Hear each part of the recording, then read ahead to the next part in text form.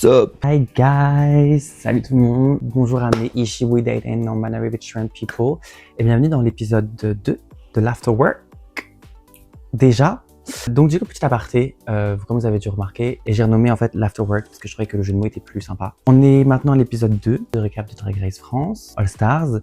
Et comment vous dire que j'ai publié l'épisode 1 et quand j'étais en train de monter, j'étais en mode... En fait, je suis coincé, je fais pas assez de fun, etc. Et c'est la première fois que j'étais aussi longtemps devant une caméra, que je suis en train de monter, de montrer ça au public, etc. Et je me dis que là, je suis beaucoup moins anxieux parce que je me dis la première fois, c'est passé. J'ai eu des bons retours de la part de mes amis sur les réseaux, quelques personnes aussi en espace commentaire qui ont dit que c'était pas mal et tout. Ça m'a vraiment donné foi en ma capacité à faire des vidéos correctes. Et du coup, je me trouve un peu plus détendu. Je me dis, en tous les cas, les cuts, ils existent. Tu peux couper, tu peux rafistoler le truc. Le montage m'a pris vraiment beaucoup de temps. Mais je suis content de ce que j'ai fait pour une première. Je trouve que je suis content. Et ça peut qu'aller en s'améliorant. Là, je retourne une vidéo un peu beaucoup plus serein, beaucoup moins anxieux et moins timide aussi, je pense, que la première vidéo, etc. Et j'espère que la première vidéo vous aura plu. Si vous l'avez pas encore regardé, si vous tombez sur vidéo, cette-ci, avant la première, c'est pas de souci. Elle est publiée sur la chaîne. J'ai même fait une petite playlist qui s'appelle l'Afterwork pour que vous ayez tout dans l'ordre et que ce soit facile à retrouver. Et du coup, on va commencer un peu dans l'ordre chronologique de l'épisode. Qu'est-ce qui s'est passé? Petit récap dans le récap. Why not? Donc en fait l'épisode d'avant, la semaine dernière, c'est le premier épisode, il y avait beaucoup à dire. Donc la vidéo était vraiment très longue pour le coup. Parce qu'en fait il y avait les looks d'entrée à juger, il y avait le spectacle à juger, il y avait les looks de Renoir, il y avait vraiment beaucoup de choses à juger. Pour une première forcément, je crois que j'ai mis 4 heures de tournage si je me trompe pas, sur 2 jours parce que genre il commence à faire super sombre et tout, j'ai arrêté la vidéo et j'ai peur que ça se fasse pareil parce qu'il fait super gris là. Et du coup la vidéo avait vraiment pris beaucoup de temps à tourner, donc beaucoup de temps à monter aussi. Mais je suis fier de ce que j'ai fait. Et là du coup ça va être un peu plus soft, un peu plus rapide je pense au niveau du récap. Et du coup pour faire un petit récap dans le récap, à l'épisode 1, il y a eu les looks d'entrée, le talent show, le runway final, etc. Et ensuite il y a eu le fameux lip sync, donc le top 2. Top 2 était Misty Phoenix et Mami Wata. Donc c'est Mami Wata qui a gagné le premier lip sync, le premier épisode qui a gagné le premier lip sync et qui a eu la longue responsabilité d'éliminer une de ses concurrentes. Et elle avait choisi la Liberta. Sauf que, hop, boum, en gros la plot twist, comme ça. Elle a décidé de pas éliminer la Liberta parce que le premier épisode c'est pas vraiment cool d'éliminer une première personne. Des premiers épisodes, etc. Ouais, ok. Je m'y attendais un petit peu aussi. C'est pas la première fois que ça arrive dans les premiers épisodes des saisons, etc. de n'importe quelle franchise. C'est pas la première fois que ça arrive. Si vous avez remarqué aussi, j'ai sorti un petit look complètement différent de la semaine dernière. Parce que, je sais pas, en fait, je m'habille en fonction de l'épisode. La semaine dernière, c'était l'or, j'adore. Bon, j'ai pas de vêtements en or, donc du coup, j'ai mis un truc argenté. Et aujourd'hui, il y avait beaucoup de bails un peu office, métro, boulot, dodo, etc. Et j'étais en mode, je vais mettre petite cravate. Et c'est trop bien parce que du coup, j'ai pas besoin de tenir le micro. Tout se passe ici. J'ai pas besoin de le tenir, j'ai vraiment les mains libres. J'ai sorti la petite tisane. Je crois qu'elle a peut-être refroidi depuis. Ça va. Donc tout est bon. Le look est là. L'ordi est là pour l'épisode. Mes notes, toujours, sont encore là. Et la tisane est là. Et je trouve que là, on est au complet. On va commencer le récap du deuxième épisode maintenant. C'est parti.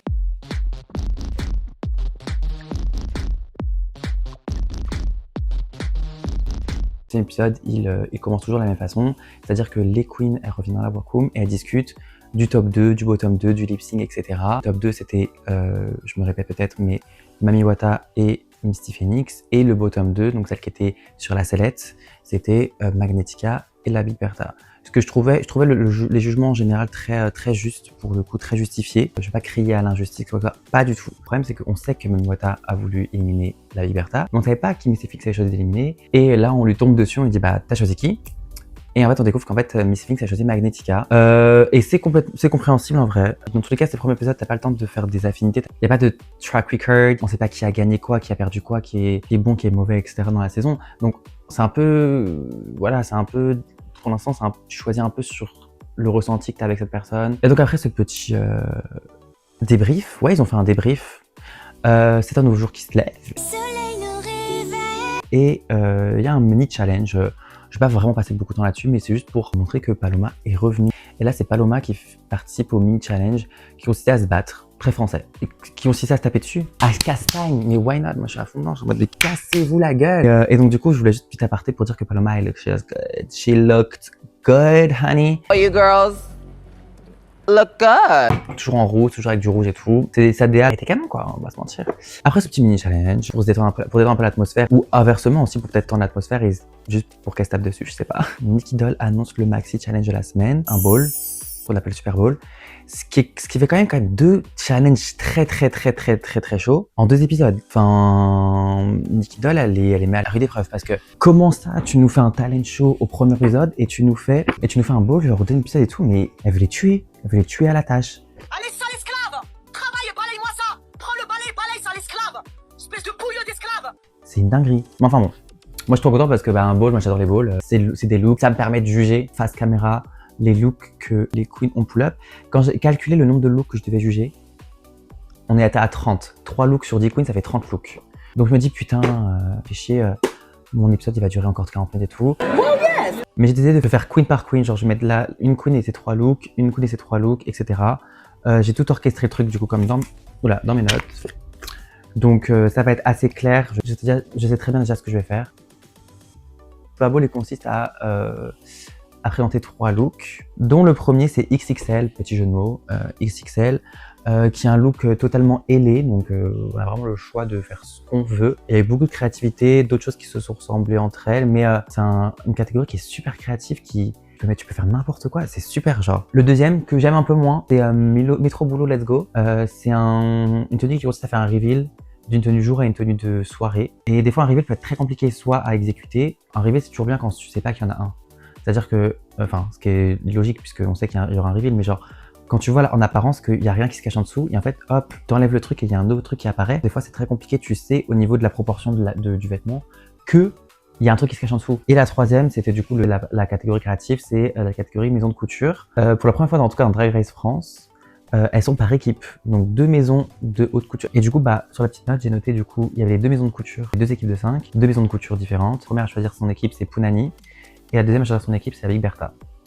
Et Pounani, du coup, a choisi dans ses concurrentes pour qu'elles soient ses coéquipières. En fait, c'est littéralement ça. Elle a choisi Ellipse, que je trouve très intelligent de sa part.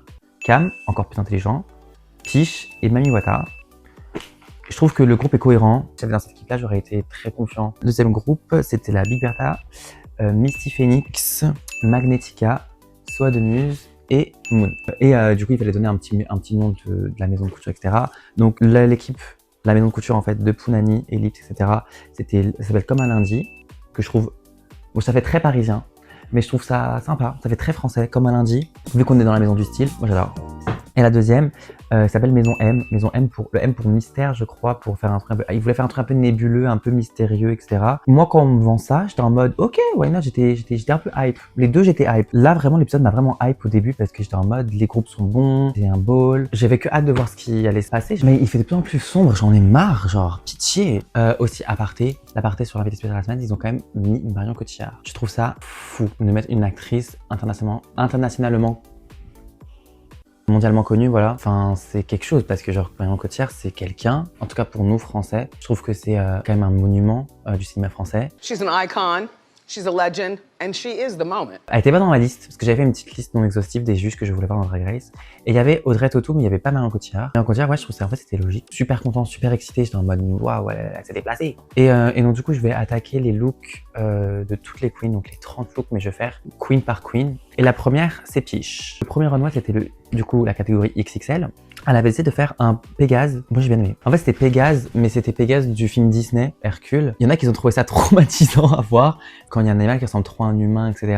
Ça peut faire peur. Ça peut trigger certaines personnes. Donc, pour moi, ça a mis mal à l'aise des gens, mais moi, je trouvais l'idée pas mal. Je trouvais l'idée super intéressante. Enfin, dans les couleurs, dans le design, c'était vraiment le Pégase de Disney. Piche qui a voulu faire Outside the Box, qui a vraiment voulu pas faire un truc qu'on aurait pu croire, genre oiseau, fée, papillon. Elle a voulu faire Pégase. Moi, je trouvais ça plutôt pas mal. J'aime bien. Je mettrais un tout petit tout. Parce que c'est pas, je suis pas en mode, mais j'ai bien aimé. Genre, j'ai rien à dire là-dessus. Son deuxième look, Métro Boulot Let's Go. Il y a eu beaucoup de controverses là-dessus. On va pas se mentir. Moi, je suis partiellement d'accord. Je ne suis pas forcément contre Piche parce que je pense que Piche n'a jamais voulu faire ça dans un but négatif.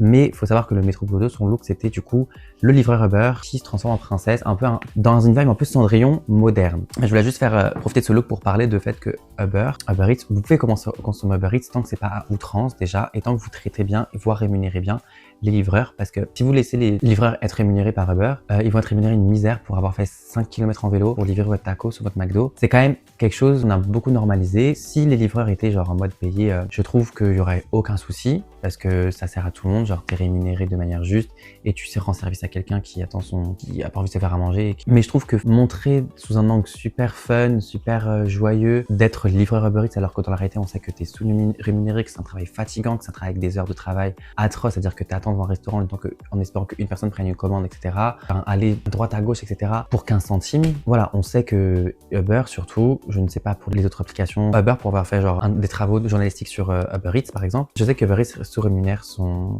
personnel, etc. Il y a aussi une mise en danger de tous les livreurs sur les dangers de la route, etc. Enfin, vous voyez que il y a plein de problèmes qu'on cesse de répéter sur Uber Eats, etc. Et du coup, le fait de vouloir représenter ça, je trouvais que c'était un peu maladroit de la part de Piche de faire ça.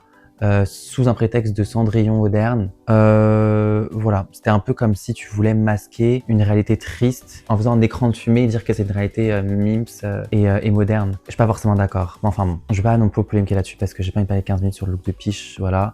Je pense pas que c'était venu de mauvaise intention. Enfin bon, après on va parler de ce look Uber Eats qui a fait polémique, mais moi, tellement que je comprends les pour et les contre, etc. J'en ai parlé pendant je sais pas combien de minutes là.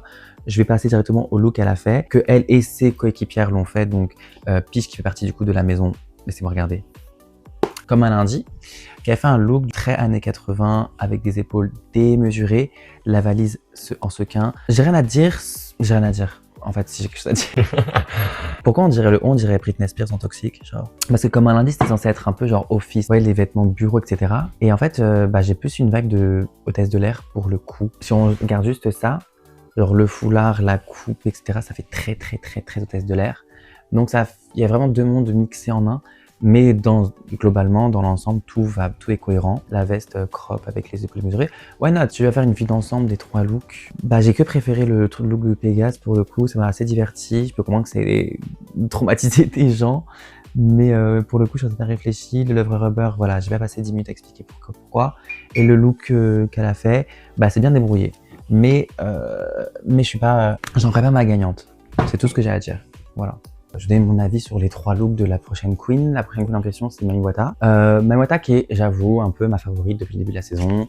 Parce que, bon, elle est drôle. Elle fait tout bien, quoi. Et son premier look XXL, c'était un look inspiré Victoria's Secret. Écoute, quand tu ressembles à ça, je comprends. Non, le look est parfait. Elle pourrait tellement faire un défilé Victoria's Secret. Genre, le physique est tellement là, genre, avec le look magnifique. Je trouve le look magnifique. C'était un peu une solution facile. Si tu penses elle est fashion, tu penses directement Victoria's Secret. J'avoue que c'était facile. J'ai pas été étonné. J'étais en train de me dire, ouais. Oui, si j'avais été elle, j'aurais pensé la même chose. Après, est-ce que c'est innovateur? Non, mais j'ai beaucoup aimé. Il n'y a pas besoin d'être innovateur tout le temps non plus. Donc voilà. Le deuxième, donc Métro Boulot Let's Go. Donc la tenue de jour, c'était avocat. Elle a fait des études de droit, si je me souviens bien. Et du coup, là, elle voulait faire un look d'avocat, qui est bien parce que du coup, vu que c'est des longues robes, je trouve que la wig était très quand même aussi d'avocat, vraiment le stéréotype et tout. Et vu que c'était une longue robe fluide noire, très facile de le cacher quelque chose en dessous sans que ça paraisse suspect. Et le look après, c'était look un peu naissance de Vénus, etc. La robe était jolie. C'était un peu c'est un peu sirène / naissance de Vénus avec des coquilles Saint-Jacques, etc. Non, j'ai bien aimé. J'ai rien à dire là-dessus. Et son dernier look, coup de cœur. Son dernier look qu'elle a fait, donc pareil, Mami Wata qui était du coup de la maison de couture comme un lundi, donc qui sont très dans les trucs de bureau, etc. Comment faire robe de soirée quand tu fais un truc office et tout, et j'ai trouvé ça extraordinaire pour moi. On se dit qu'elle arrive et tout, elle a fait une tenue de soirée, etc. Ça fait pas très bureau. C'est un peu simple, c'est qu'une robe satinée bleue, etc. Et en fait, elle se retourne et boum! Déjà, le petit, on va dire, c'est un peekaboo, mais un petit détail, robe qui est coupée très subtilement jusqu'à l'arrêt, etc. qui fait référence, je pense. Enfin, en tout cas, moi, je pense pas qu'il y ait une référence voulue, mais voilà, qui fait beaucoup penser à la robe de Mireille d'Arc dans Le Grand Blanc avec une chaussure noire. Le film, je crois que c'est ça, mais bref, la robe de Mireille d'Arc, quand elle se tourne et que c'est un dos nu qui plonge jusqu'en haut des fesses. C'est correct. Et la cravate mise à l'envers derrière avec un afro magnifique. Ouais, ça fait un peu Grace Jones et Mireille Dark, tu mélanges tout, boum, t'as le look de Mami Wata. Pour moi, c'est ce que je me suis dit. C'est la robe de Mireille Dark et avec une latitude et un look de Grace Jones. Pour moi, ce look, il est parfait. Pour moi, il est... Ouais, non, je l'ai kiffé de ouf. Le dos nu plongeant, etc. C'est un truc que je trouve ça super esthétique. Parce que je trouve que le dos, c'est une des parties du corps les plus belles que je trouve à voir, les dos. Pour moi, c'est un 10 sur 10. Je vais parler de la Big Bertha. Je vais essayer de faire court là-dessus aussi parce que... Lord have mercy. Donc son premier look XXL, c'était un coq, un poulet. J'ai détesté. Voilà. Je vais pas essayer de polémiquer là-dessus longtemps parce que j'ai trouvé ça ridicule en fait. Parce que tu peux toujours faire un truc quelque chose de beau à regarder sans être une mascotte. En fait, littéralement, t'avais l'air d'une mascotte. Ça m'a saoulé en fait parce que je me dis la Liberta, tu peux toujours. Je sais qu'elle est capable de transformer des trucs camp. Ça pouvait être à sa force que je trouvais qu'il y a des trucs qui étaient camp qu'elle a très bien transformé et que genre surtout qu'elle m'avait donné de l'espoir quand j'ai vu son runway la semaine dernière, le doré. J'étais en mode ok, genre en mode. J'ai hâte de voir, nous montrer qu'elle est capable de servir des polos et tout, et tu nous sors ça après. Le poulet là, qu'on dirait littéralement une mascotte, ou des poulets surgelés au Leclerc, enfin, il n'y a même pas une volonté de faire ça drague, genre que ce soit beau à regarder et aussi humoristique et tout, non, tu voulais juste passer pour une mascotte, parce que l'idée était très bonne en plus, l'idée de prendre un coq ou une poule, je trouvais ça très bon, tu nous sers ça, l'idée a fini comme ça. Non, je suis saoulé. Son deuxième look, thank God, c'était mieux. Je préférais largement son deuxième look. C'était, je vais pas dire servante, mais une femme 19-20e siècle à la Downton Abbey. Alors la tenue du coup, Metro Blue, Let's Go et tout. Boom, reveal, c'est une meuf de cabaret. Ça, j'ai adoré. Ça, j'ai aimé parce qu'il y avait une histoire. C'était intelligent, il y avait une référence. Là, j'ai adoré parce que c'était bien dissimulé, le reveal était bien dissimulé. Ça lui allait bien, il y avait un effort sur le glamour. Ça lui allait bien. Il y a toujours cette volonté d'être camp au point où ça peut être moche.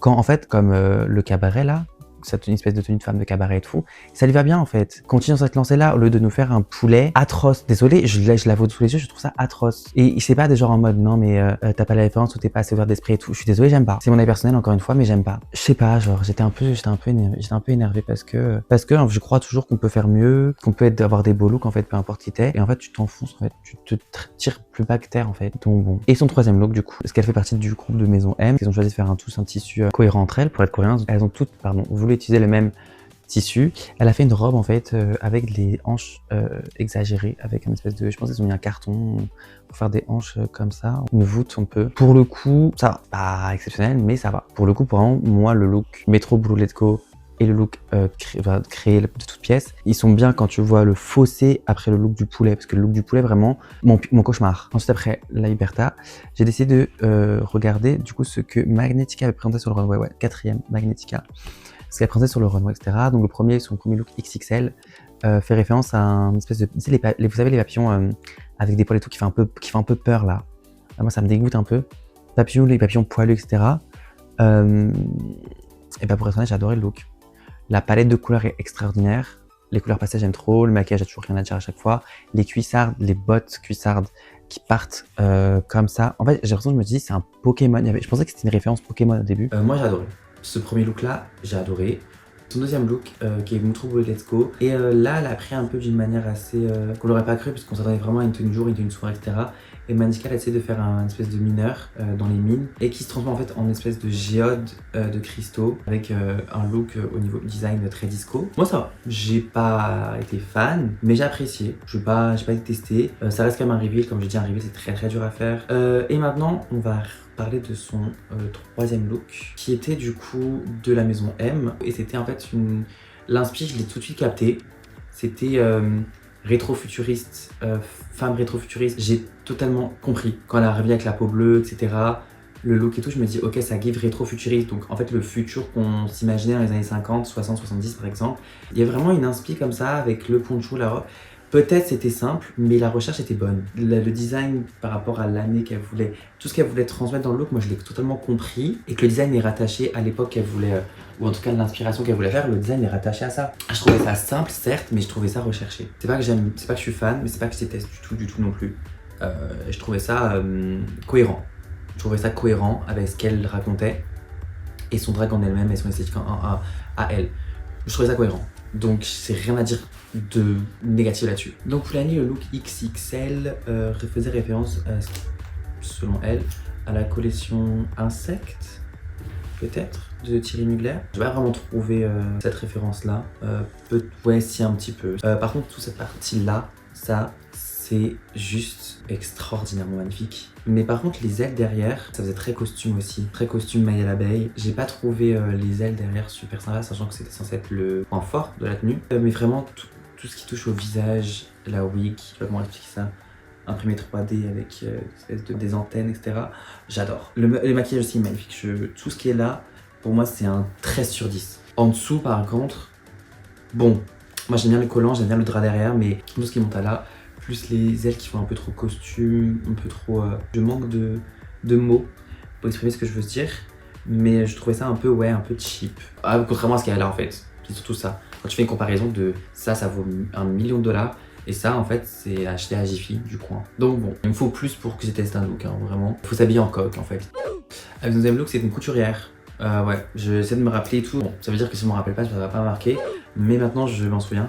C'était une blouse de couturière avec des sous partout, anti-wrap, et c'était une jolie robe dorée et tout. J'ai bien aimé aussi. Ok, donc je viens de voir la description Insta. Le look a été fait 3 jours avant son départ pour All Stars, c'est ce que je viens de dire en tout cas. Donc en fait le but de son look c'était d'être la couturière entre guillemets, celle dans l'atelier qui confectionne, et en dessous d'être la muse en fait de la maison de couture. L'idée est bonne, mais j'ai pas grand chose à redire parce que tout ce que Pomini fait c'est très propre. Mais pour le coup, encore une fois, ça ne m'a pas fait décoller. Son troisième look, en revanche, le troisième look m'a fait décoller. Être capable de faire ça en aussi peu de temps, il y a toujours pareil un rappel de années 80 quand Peach elle avait porté des épaules disproportionnées. Pareil, épaulettes pour Pounani, un katsu, une combinaison en entier sequin qui l'épouse parfaitement. Donc ça veut dire qu'au niveau des mesures, c'était parfait.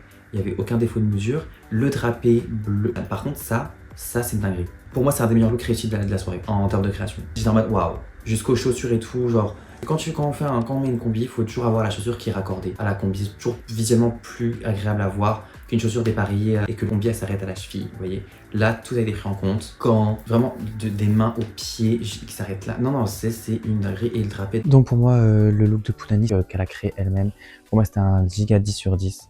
Et ensuite, je passe du coup à Misty Phoenix. Donc Misty Phoenix, son premier look, c'était une sorte de furie futuristique. Donc pareil, une référence mythologique que j'aime beaucoup. J'ai l'impression que c'est un peu une furie comme si elle était dans le film Mad Max. Les chaussures, incroyables. Les ailes en métal, je trouve ça une très bonne idée, très créative. Ça change un peu du reste du cast. Ouais, moi j'ai beaucoup aimé. La ref Mad Max, plus le fait d'utiliser du métal pour faire des ailes et tout. C'est son papa qui a fait les ailes en plus, donc ça c'est une dinguerie. Et le deuxième look, le métro boulot dodo, j'ai archi aimé aussi. Années 80, Busy Girl. Après le petit côté derrière, un peu dominatrice, si je me ne trompe pas. C'était du coup une femme d'affaires qui la nuit est une dominatrice. Ça a déjà été repris, ce côté, tu sais, dès qu'il y a la nuit, c'est dominatrice, etc. machin.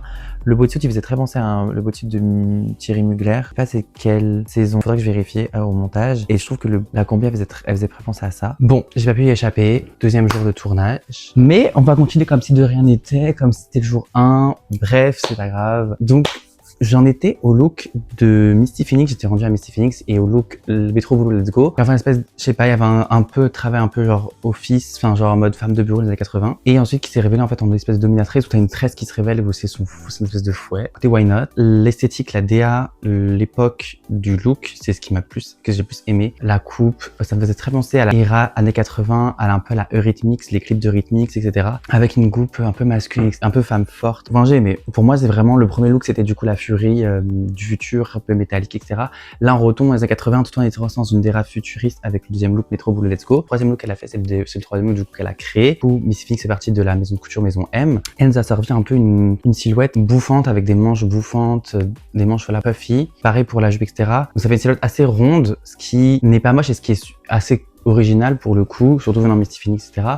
Mais du coup, le problème c'est que Misty Phoenix n'est pas très grande et du coup ça l'a un peu rapetissi. Ouais, je sais pas comment on dit. Mais en delà de ça, j'ai vraiment aimé. Il y avait un peu une DA, je crois, ce qui paraît de Lisa Minnelli. Et en vrai, les trois looks, l'ensemble était vraiment très bon. Pas grand chose à dire pour le coup sur l'ensemble des trois. pas grand chose à dire pour le coup. Après les looks de Misty Phoenix, je vais parler des looks du coup de Moon.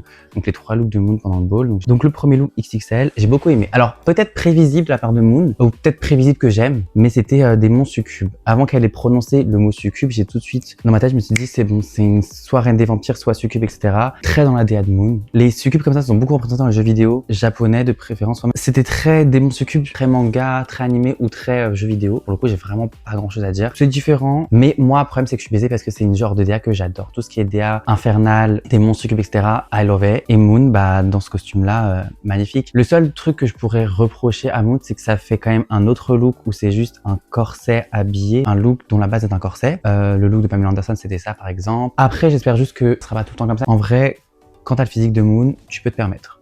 Zéro van, tu peux vraiment te permettre. Moi j'ai adoré, mais je sais que je suis biaisé en disant que j'aime bien aimer, mais Moon, elle l'a vraiment très bien porté. C'est pas la tenue qu'il a porté, mais c'est elle qui a bien porté la tenue. Et le deuxième look de Moon, c'était du coup Metro Boulot Let's Go, et c'était une espèce d'infirmière, je pense, parce que du coup les couleurs et la tenue font très infirmière rétro, avec le triangle violet, on n'oublie pas. Le reveal, moi j'ai trouvé le reveal très smooth. La première tenue, on n'aurait pas forcément pensé qu'il y avait un reveal en dessous, donc le reveal était bien caché sous la tenue, et en fait on voyait même plus la tenue en fait d'en dessous, et c'était une robe du coup rouge, j'allais dire une robe de flamenco, mais je crois que c'est une robe avec un personnage inspiré de Rocky Horror Picture Show, mais je suis pas sûr, j'ai pas envie de dire n'importe quoi. Ce look pour moi il est ok. Il y a des références, je pense que je n'ai pas, mais pour moi il est vraiment très ok. Si je donnais une note sur 10 par exemple, ce serait pour moi un 7 sur 10. Et le démon succube pour moi c'est un 7,5, 8 sur 10. Et parce que j'ai biaisé. Mais pour l'instant, pas grand chose de mauvais à dire. Et ce troisième look, le look qu'elle a créé, donc elle, le Moon faisait partie de la maison M aussi. Et j'ai adoré le bodysuit devant, derrière, c'est vraiment kind. Encore une fois, non, vraiment, la wig, la tenue. En fait, la façon dont le bodysuit l'épouse complètement, moi, j'ai rien à dire là-dessus. Le look, pour moi, c'est un de mes préférés en tout cas. Moon, son ball, elle l'a très bien réussi. Je vais passer après à la 8e queen, si je me trompe pas. La 8e qui est Soie de Muse. Donc, Soie de Muse, son premier look XXL, c'est une référence à son look Jean-Paul Gaultier de la première saison. C'est un look, en fait, inspiré du fameux tien-gorge conique de Jean-Paul Gaultier. Elle avait fait ça en tresse, etc. que j'ai trouvé super intéressant à regarder. Et elle a vraiment retapé l'outfit pour en faire une espèce de elfe déchu. Un truc assez dramatique, triste, mélancolique. Vraiment pas un truc joyeux, quoi. Elle sait faire des ailes un peu détruites, un peu en lambeaux, etc. Pour moi, j'ai tout de suite capté. L'explication de son look, je la comprends. Et elle se tient. J'espère juste que c'est pas une justification de trouver une signification au look. Parce que souvent, en fait, soit il y en a qui font un look et qui savent l'idée et qui font un look, ou soit certains qui ont le look et qui inventent une histoire pour que le look y passe. J'en ai aucune idée. Je sais pas si l'histoire qui était derrière, en fait, l'histoire un peu triste, hors l'espèce d'elfe déchu, je sais pas si c'était vraiment voulu de sa part ou elle essayait de inventer une histoire pour sa tenue. Je n'en ai aucune idée. Ceci étant dit, j'ai trouvé ça assez théâtral et j'ai tout de suite compris. En termes de goût personnel, j'ai pas franchement beaucoup aimé. Enfin, encore non, parce que j'ai vraiment le fil sous les yeux. En vrai, je trouve que ça va en fait. J'exagère un peu. C'est pas mon préféré, mais ce n'est pas un look moche. Et en fait, il y a une espèce d'histoire derrière. Parce que certains, quand c'est juste un look, on comprend les références, etc. Là, on peut vraiment inventer une histoire derrière. On s'imagine en fait l'histoire qu'il y a derrière. Qu'elle a voulu transmettre. Alors le deuxième look de Soie de Muse, donc le look reveal, Metro Boulot Let's Go et tout, elle arrive en espèce de bourgeoise du 16e, etc., qui sent l'argent, etc. Ensuite du coup le reveal, tout tombe et en fait c'est une espèce de vampire. Elle a vraiment dit une aspireuse d'argent, une suceuse d'argent, etc. J'aime bien la peau, j'aime bien l'expression d'en faire un vampire, etc. Mais ce look en fait, ça a été beaucoup repris, le look d'une bourgeoise qui a une vie cachée de la nuit, etc. Parce que c'était une espèce de vampire SM, si je ne me trompe pas. Et cette histoire vous savez, c'est un look de bourge et derrière on se tourne et c'est une dominatrice ou quelqu'un qui a des fétiches. Ça a beaucoup été repris. Donc pour le coup, je sais pas. J'ai préféré son premier look que le deuxième. Peut-être le deuxième, j'ai senti venir, peut-être aussi. Je sais pas. Le troisième look, donc le look créatif de la maison M, Soie de Muse fait aussi partie de la maison M. C'était un look face skinny, face covered, tout covered, avec des manches et tout. Moi, j'ai bien aimé. Je trouve que ça amenait une cohésion avec le look de Moon. Je trouve que l'idée était vraiment bonne. Tu peux pas la mal critiquer ce look pour le coup. L'idée du face skinny, ça m'a surpris. Je me dis, ok, Soa l'a voulu faire dans le conceptuel, etc., dans un face skinny, etc. et tout. en full sequin et tout, et je trouve que l'idée est très bonne. Est-ce que les poignets, les manchettes, etc., est-ce que c'était vraiment obligatoire? J'en sais rien. Moi, pour moi, ça rajoute un peu un côté camp et un côté un peu plus structural, parce qu'ils auraient fait vraiment trop plat. Le fait que la manche, elle s'arrête à l'épaule, qui dévoile un peu les épaules de Soa, qui est une partie du corps qui est toujours très très belle à voir. Je trouvais ça très mystérieux. Parce que Maison M, c'est censé être mystérieux, donc ça colle très bien à la DA qu'ils ont voulu faire. Pour moi, c'est le deuxième look qui m'a un peu chagriné. Le premier, ok, et le troisième, non, pour moi, le troisième, il passe complètement. Genre, il y a aucun, je trouve qu'il y a vraiment rien, il y a aucun truc négatif à dire là-dessus. Voilà. Ensuite, on arrive à Cam. Donc Cam qui est réputée pour être la fashion queen et son premier look, le look XXL. L'enfant en moi était trop content de voir une Cyber Wings sur scène. Les ailes sont incroyables, imprimées en 3D, ça a pris des semaines à se faire. Le corset, moi tout ce qui est comme ça, futuriste, plastique, chara, avec des looks très similaires, etc. Moi, genre, je peux que aimer. Je veux que aimer. Le mug est parfait, la boucle est parfaite, le corset est parfait, les ailes sont parfaites.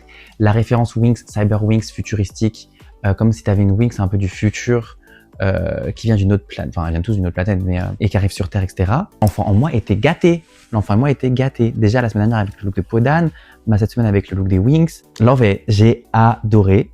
Son deuxième look, le Metro Blue Let's Go, le premier look quand elle est rentrée sur scène, c'était très épais pour elle, sa petite silhouette. Donc on savait qu'il y a un truc qui se cachait derrière. Il n'y avait pas une certaine discrétion, mais enfin bon. Mais pour le coup, là, avec le gros costard comme ça, rose, on tout de suite que c'est Barbie. Elle enlève le premier costume, une petite robe Barbie, un peu vintage, un peu, je sais pas de quelle décennie, vraiment l'essence même de Barbie. Je trouvais ça très bon aussi. Bon, j'ai quand même préféré le premier, mais le deuxième, pareil, très cute, très calme de A à Z, toujours très bien exécuté. Et son troisième look, du coup, elle a essayé d'être le bride's look, le look de mariée, donc le look final de leur collection, du coup, comme à lundi. J'adore. À la base, parce qu'elle a changé, ils ont changé sur le photoshoot, mais à la base, elle avait une petite cravate. Ça restait une cohérence dans la collection entière, etc. Alors, peut-être qu'ils ont trouvé ça simple, la silhouette est simple, etc. Ce que je peux entendre, mais dans une cohésion totale de la collection, le look de mariée était super sympathique, était super fun, super sympathique, super aérien.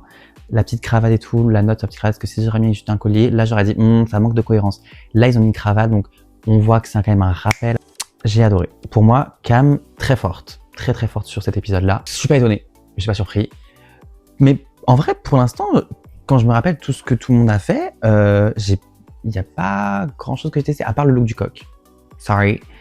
Mais là, on enchaîne les bons looks là. On enchaîne que les bons looks. La dernière à passer, donc après Cam, mais pas des moindres, parce que c'est un peu ma préférée, j'avoue, j'assume, c'est Ellipse. Ellipse, son premier look XXL, j'ai aimé. J'ai aimé. J'ai aimé, un peu facile, un espèce de scarabée volant, insecte et tout. Les couleurs sont ça change beaucoup d'Ellipse déjà, de son drag en lui-même.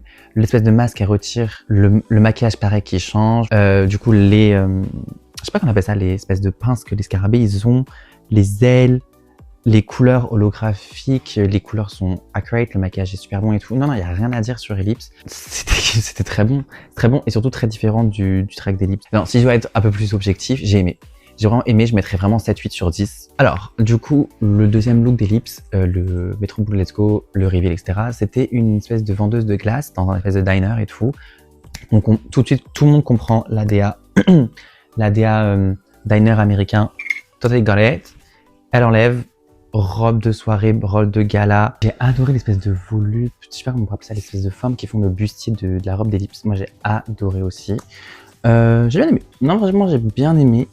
J'ai même pas besoin de voir sur l'ordi, mais pour moi, j'ai pas besoin pour parler du look créé de la maison du coup comme un lundi d'Ellipse, parce que pour moi, c'est un chef-d'œuvre. C'est tout. Là, on monte dans de la haute couture en termes de créativité. Un pantalon immense qui en fait devient une combi. Donc le haut du pantalon est là et le reste c'est les jambes, avec la cravate, donc en soi pour la cohésion, la collection en entier, qui sert de ceinture, une espèce de cravate XXL, hyper camp, hyper créatif, très bon design, enfin, c'était parfait. Pour moi, c'était parfait. Rien que pour ce look, le ball était bon à voir. Parce que, waouh, le ball est terminé, très bon ball, très all-star-esque, parce que tout le monde a bien réussi dans l'ensemble, selon les juges, selon Nikki, etc.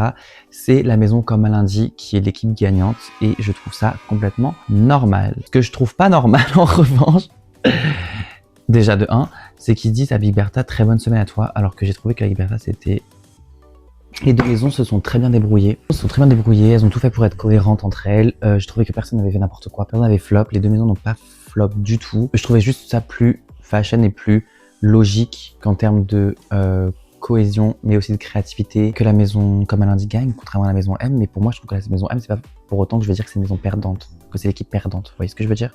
Après les critiques, les juges et tout, on apprend que le top 2, c'est Ellipse et Cam. Forcément, vous faites partie de l'équipe gagnante de la comme elle indique. Trop content. Trop content et très mérité. Peut-être, non, je pense que j'aurais mis ces deux-là. Non, en vrai, Cam, c'était logique. Après, pour moi, ça se disputait surtout au terme du dernier look sur Ellipse et Mamiwata. Mais bon, Mamiwata a déjà été dans le top 2 la semaine dernière, donc faut bien un peu varier les plaisirs. Et le bottom 2, donc les deux reines sur la sellette qui risquent de partir à cet épisode, sont Soa de Muse et Magnetica. Je ne comprends pas pourquoi ce n'est pas la Big Bertha dans le bottom 2, sachant que je trouve que Soa serait dans le bottom 2 par dépit. Si on compare à la Liberta, je n'ai aucune haine à faire à la Liberta parce qu'on dirait que dans la vidéo que je déteste la Liberta alors que c'est pas du tout le cas. C'est plus que là, je dois être impartial, que je dois fonctionner épisode par épisode. Mais moi, je trouve que tout était réfléchi en fait. J'ai compris ce que Manika voulait faire, mais je trouve que si on devait vraiment genre chercher la petite bête, j'aurais vraiment mis la Big Bertha et Soa dans la même position, c'est-à-dire dans le bas du classement. Et je pense que Manika aurait évité peut-être de peu le bottom. La semaine dernière, je trouvais que c'était logique que Magnetica soit dans le bottom 2. En revanche, j'ai pas trouvé ça normal qu'elle soit dans le bottom 2 cette semaine-là. Encore une fois, c'est mon avis personnel. Là, je trouve que je suis pas forcément biaisé par rapport au fait que j'adore Magnetica, j'adore le track de Magnetica. Je suis vraiment impartial là-dessus. Je pense que vraiment, si on étudie tous les looks un par un, j'ai trouvé que Magnetica dépassait vraiment la Liberta. Je dirais que Soa de Muse, c'était vraiment, si on devait mettre quelqu'un, c'était Soa de Muse. Que Soa de Muse avait quand même fait moins bien que Magnetica, dans mon humble avis, encore une fois. Vous pouvez très bien être pas d'accord, je comprendrais totalement. Donc, bon, je suis en mode, ok, deuxième semaine consécutive où Magnetica est dans le bottom, ça sent pas bon. Ensuite, du coup, le top de Cam et Ellipse, donc trop content. À fond dans un lip sync, forcément, pour gagner ces 2500 €, déjà, la thune. Et pour avoir le pouvoir d'éliminer de ses concurrentes, qui est pas forcément la tâche la plus facile. Début de saison, encore compliqué d'éliminer une concurrente, sachant que là, l'année dernière, la Liberta, au final, n'est pas partie. Donc, y en a une qui va forcément partir, beaucoup de pression. Et du coup, elle s'affronte dans le lip sync qui a été cette semaine, était le lip sync qui était sur Non, je ne regrette rien d'Edith Piaf, ce qui est cohérent puisque Marion Cotillard a joué dans le film La Môme, qui était le biopic d'Edith Piaf. Quoi de plus français que Edith Piaf en musique de lip sync? C'est pas forcément la chanson d'Edith Piaf que j'aurais choisi. J'aurais choisi peut-être L'hymne à l'amour ou La Foule. Et c'était vraiment un lip sync où il fallait donner beaucoup d'émotions. Celle qui avait le plus d'émotions, celle qui a eu lip sync, c'était Ellipse. Donc trop content. Elle a gagné son petit badge, son petit Mickey badge et tout. Et Ellipse, je crois c'est la première fois qu'elle gagne un challenge, si je me trompe pas, parce qu'elle s'est fait un peu robbed. Elle s'est fait un peu voler le Snatch Game, pour le coup. Parce que j'ai adoré son Snatch Game en saison 1, etc. Et donc là, je crois qu'elle gagne son premier challenge, si je me trompe pas.